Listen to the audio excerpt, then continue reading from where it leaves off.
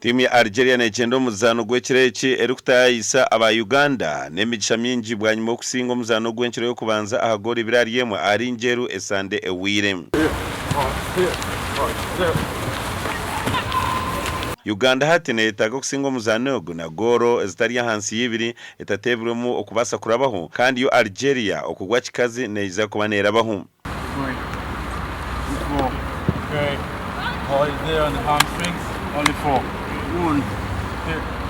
Twetegese bulungi nnyo nga tuba tuli mu training yaffe esembayo.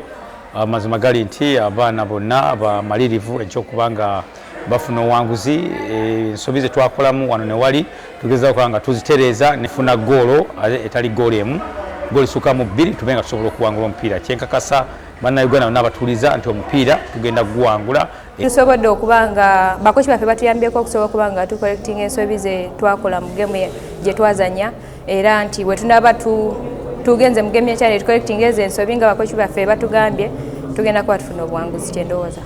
Omusingizi hagati ya Algeria hamwe na Uganda naza kuba nazana hamwe na timu ya Burundi eyasowize ya Ethiopia.